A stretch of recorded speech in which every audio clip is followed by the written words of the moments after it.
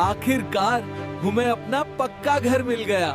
हाँ, ये प्रधानमंत्री आवास योजना की वजह से है। भाइयों और बहनों, अगर आपने पीएम आवास योजना के लिए आवेदन किया है तो ये वीडियो आपके लिए बहुत जरूरी होने वाला है। सरकार की तरफ से साफ संकेत मिल रहे हैं कि 2026 में पीएम आवास योजना का पैसा आना शुरू हो सकता है, लेकिन एक छोटी सी आम गलती की वजह से हजारों लोगों की किस्त अटकने का खतरा बना हुआ है। इस वीडियो में मैं आपको साफ साफ बताने वाला हूँ कि पैसा किस महीने तक आ सकता है, किन लोगों के नाम नई लिस्ट में है और कौन सी गलती सबसे ज्यादा पैसा रोक रही है। इसलिए वीडियो को आखिर तक जरूर देखिए ताकि आपको खुद साफ समझ आ जाए कि आपका पैसा आएगा या अटका रहेगा। सरकार से मिले संकेतों के मुताबिक 2026 की शुरुआत से ही पीएम आवास योजना की राशि लाभार्थियों के बैंक खातों में भेजने की प्रोसेस शुरू हो सकती है। यह पैसा किसी एजेंट, दलाल या किसी तीसरे व्यक्ति के जरिए नहीं आएगा, सीधे उसी बैंक खाते में आएगा जो सरकारी रिकॉर्ड में पहले से जांचा और सत्यापित है। इसका मतलब साफ है, जिन लोगों के कागज पूरे हैं और बैंक की जानकारी सही है, उनका इंतजार अब ज्यादा लंबा नहीं होना चाहिए। लेकिन यहीं पर सबसे बड़ी गलती सामने आती है, जिसकी वजह से हजारों लोगों की किस्त अटक जाती है। कई बार नाम लिस्ट में होने के बावजूद पैसा इसलिए नहीं आता क्योंकि बैंक खाता आधार से लिंक नहीं होता, कहीं खाता बंद पड़ा होता है तो कहीं आवेदन की जानकारी और बैंक रिकॉर्ड आपस में मेल नहीं खाते। कई मामलों में मोबाइल नंबर बंद होता है तो कहीं पहचान पत्र और बैंक डिटेल अलग अलग होती है। ऐसी स्थिति में सिस्टम अपने आप भुगतान रोक देता है। अब नई लिस्ट को लेकर भी तस्वीरें धीरे धीरे साफ होते जा रही है। जिन लोगों ने पहले आवेदन किया था और पात्रता की सभी शर्तें पूरी करते हैं, उनके नाम नई सूची में जोड़े गए हैं। यह प्रोसेस पूरे देश में एक साथ नहीं होगी बल्कि चरणों में आगे बढ़ेगी। कुछ राज्यों में पहले पैसा आएगा, फिर धीरे धीरे बाकी राज्यों में भुगतान शुरू होगा। यह समझना बहुत जरूरी है कि यह योजना हर किसी के लिए नहीं है। जिनके नाम पहले से पक्का मकान है, जमीन दर्ज है, सरकारी नौकरी है या जिनकी पारिवारिक जानकारी नियमों से मेल नहीं खाती, वो इस योजना में शामिल नहीं होते। कई लोग यही सोचकर परेशान हो जाते हैं कि सब कुछ सही होने के बाद भी पैसा क्यों नहीं आया, जबकि असली वजह अक्सर पात्रता से जुड़ी होती है। अब सवाल उठता है कि आपको क्या करना चाहिए। सबसे पहले अपने बैंक खाते की स्थिति जरूर जांचिए और पक्का कर लीजिए कि खाता आधार से लिंक और चालू है। दूसरा, आवेदन में दिया गया मोबाइल नंबर चालू रखें क्योंकि सारी जानकारी उसी पर आती है। तीसरा, अपने सभी दस्तावेजों में नाम, जन्म तिथि और बाकी जानकारी आपस में मिलाकर जरूर देख ले ताकि कोई तकनीकी दिक्कत ना आए। याद रखिए, सरकार ने पूरी प्रोसेस को पारदर्शी बना दिया है। अब जिम्मेदारी आपकी है कि आप अपनी जानकारी सही रखें और समय रहते जरूरी सुधार कर ले। जो लोग पहले से तैयार रहते हैं उन्हें ही सबसे पहले इस योजना का लाभ मिलता है। कई लाभार्थी यह मान लेते हैं कि नाम लिस्ट में आ गया तो अब सब अपने आप हो जाएगा, जबकि सच्चाई यह है कि यहीं से असली प्रोसेस शुरू होती है। पूरा सिस्टम रिकॉर्ड के आधार पर चलता है और एक छोटी सी गलती भी पूरी मदद को रोक सकती है। इसलिए लापरवाही यहाँ सबसे बड़ा नुकसान बन जाती है। अगर किसी और के खाते में आपसे पहले पैसा आ जाए और आपके यहाँ थोड़ी देरी हो तो घबराने की जरूरत नहीं है। भुगतान चरणों में होता है, लेकिन अगर लंबे समय तक कोई सूचना नहीं मिलती तो चुप बैठना सही नहीं है। अपनी जानकारी खुद जांचना बहुत जरूरी हो जाता है। अंत में एक सीधी बात समझ लीजिए, सरकार ने पैसा तय कर दिया है और रास्ता साफ कर दिया है। अब यह आप पर निर्भर करता है कि आप सही तैयारी के साथ आगे बढ़ते हैं या नहीं। लिस्ट में नाम होना सिर्फ एक मौका है, लेकिन उस मौके को हकीकत में बदलना आपकी सतर्कता पर निर्भर करता है। अगर आपने यहाँ तक ध्यान से सुना है तो अब अगला कदम भी उतना ही समझदारी से उठाइए। अपने कागज जांचिए, अपनी जानकारी मिलाइए और तय कीजिए कि आप सिर्फ खबर सुनने वालों में रहेंगे या उन लोगों में जिनके खाते में सच में पैसा पहुंचेगा। अब एक और जरूरी बात समझिए जिसे ज्यादातर लोग नजरअंदाज कर देते हैं। बहुत से लोग सोचते हैं कि अगर इस बार पैसा नहीं आया तो अगली बार अपने आप आ जाएगा, लेकिन हकीकत यह है कि सिस्टम हर चरण में जानकारी दोबारा जांचता है। अगर किसी भी स्तर पर कई गड़बड़ी मिलती है तो अगली किस्त का रास्ता वहीं से रुक सकता है। इसलिए यह मान लेना कि एक बार सब ठीक हो गया तो आगे दिक्कत नहीं आएगी, सबसे बड़ी गलतफहमी हो सकती है। कई जगह देखा गया है कि बैंक खाते में पहले से तकनीकी समस्या चल रही होती है, खाता लंबे समय से इस्तेमाल में नहीं है, केवाईसी अपडेट नहीं है या बैंक रिकॉर्ड साफ नहीं है। ऐसे मामलों में पैसा भेजने की कोशिश तो होती है लेकिन वह सफल नहीं हो पाती। इसके बाद लाभार्थी बस इंतजार करता रहता है और उसे यह पता ही नहीं चलता कि असली समस्या कहाँ है। इसी वजह से बार बार यह सलाह दी जा रही है कि बैंक शाखा में जाकर अपने खाते की स्थिति खुद जांच ले। यह काम किसी और के के भरोसे छोड़ना कई बार भारी पड़ सकता है। एक छोटी सी जांच आपको महीनों की देरी से बचा सकती है। जिन लोगों ने समय रहते या सावधानी बरती है, उनके मामलों में भुगतान जल्दी आगे बढ़ा है। अब गाँव और दूसरे दूर दराज इलाकों की बात करें तो वहाँ जानकारी की कमी सबसे बड़ी समस्या बन जाती है। समय पर सूचना नहीं मिल पाती, नेटवर्क कमजोर रहता है और बैंक या दफ्तर तक पहुंचना भी मुश्किल होता है। इसी वजह से कई योग्य लोग पीछे रह जाते हैं। इसलिए जरूरी है कि जो लोग इस योजना से जुड़े हैं वे अपने आसपास के लोगों से भी जानकारी साझा करें। अगर किसी को बैंक लिंकिंग, दस्तावेज या लिस्ट से जुड़ी सही जानकारी पता है तो उसे बताना भी एक मदद है। कई बार एक सही जानकारी किसी परिवार की पूरी जिंदगी बदल देती है। अब एक और अहम बात, इस योजना में सिर्फ आवेदन करने वाले की नहीं, पूरे परिवार की स्थिति देखी जाती है। अगर परिवार के किसी सदस्य के नाम पहले से संपत्ति दर्ज है तो जांच में वह सामने आ सकती है। कई लोग सोचते हैं कि अगर उनके नाम पर नहीं है तो सब ठीक है, लेकिन जांच परिवार के आधार पर होती है। इसलिए पारिवारिक जानकारी पूरी और सही होना बहुत जरूरी है। यह भी देखा गया है कि गलत सलाह के कारण कुछ लोग गलत जानकारी भर देते हैं। उन्हें लगता है कि इससे काम जल्दी हो जाएगा, लेकिन बाद में वही जानकारी सबसे बड़ी रुकावट बन जाती है। एक बार लिस्ट में गलत डाटा चला गया तो उसे ठीक कराना आसान नहीं होता। इसलिए शुरू से ही सही जानकारी देना सबसे सुरक्षित तरीका है। अब उन लोगों की बात करें जिन्होंने अभी तक आवेदन नहीं किया है। सबसे पहले उन्हें यह समझना होगा कि वे पात्र है या नहीं। बिना पात्रता समझे किया गया आवेदन सिर्फ समय और उम्मीद दोनों बर्बाद करता है। यह योजना सिर्फ एक किस्त तक सीमित नहीं है। पहली राशि के बाद भी आगे की किस्तें और निर्माण से जुड़े चरण होते हैं। अगर शुरुआत में ही लापरवाही हुई तो आगे का रास्ता और मुश्किल हो जाता है। अब उन अफवाहों की बात करें जो लोगों को भ्रमित कर देती है। कोई कहता है योजना बंद हो गई, कोई कहता है पैसा सिर्फ कुछ लोगों को मिलेगा, तो कोई कहता है तारीख निकल गई। लेकिन सच वही है जो सरकारी रिकॉर्ड और आधिकारिक सूचना में है। सुनी सुनाई बातों पर भरोसा करना अक्सर नुकसानदायक होता है। सबसे सही तरीका यही है कि अपनी स्थिति खुद जांचे। अगर नाम लिस्ट में है तो जानकारी सही रखें, अगर नाम नहीं है तो वजह समझने की कोशिश करें। जैसे जैसे समय सीमा नजदीक आएगी जांच और सख्त होती जाएगी। जो लोग पूरी तरह तैयार हैं उनके लिए रास्ता आसान होगा और जिनकी जानकारी अधूरी है उनके लिए परेशानी बढ़ सकती है। अब खुद से एक सवाल पूछिए, क्या आपने अपने सभी कागज खुद रखे हैं? क्या आपने बैंक खाते की स्थिति खुद जांची है? क्या आवेदन में दिया गया मोबाइल नंबर अभी भी चालू है? अगर इन सवालों का जवाब साफ नहीं है तो यही से सुधार शुरू करना जरूरी है। यह योजना उन लोगों के लिए है जिनके लिए पक्का घर सिर्फ एक सपना था। सरकार कोशिश कर रही है कि यह सपना पूरा हो, लेकिन आपकी सतर्कता भी उतनी ही जरूरी है। अब अंत में एक बात बहुत साफ समझ लीजिए, यह सिर्फ वीडियो देखने का मामला नहीं है, यह फैसला लेने का समय है। जो लोग आज कदम उठाएंगे वही कल सबसे पहले लाभ पाने वालों में होंगे। अगर आपने यहाँ तक पूरी जानकारी ध्यान से सुनी है तो इसे यही खत्म मत कीजिए। अपने कागज जांचिए, बैंक से संपर्क कीजिए और जहाँ जरूरत हो वहाँ सुधार कराइए। अंत में एक सीधी बात, सरकार ने योजना बना दी है, पैसा तय कर दिया है और प्रोसेस साफ कर दी है। अब जिम्मेदारी आपकी है कि आप इस मौके का कैसे इस्तेमाल करते हैं। अगर आप चाहते हैं कि पीएम आवास योजना से जुड़ी हर सही और अपडेट जानकारी सबसे पहले आपको मिले तो चैनल को अभी सब्सक्राइब कर लीजिए, वीडियो को लाइक कर दीजिए और इसे उन लोगों तक जरूर पहुंचाइए जिन्हें इस योजना का इंतजार है। और कमेंट में जरूर बताइए आप किस जिले से देख रहे हैं।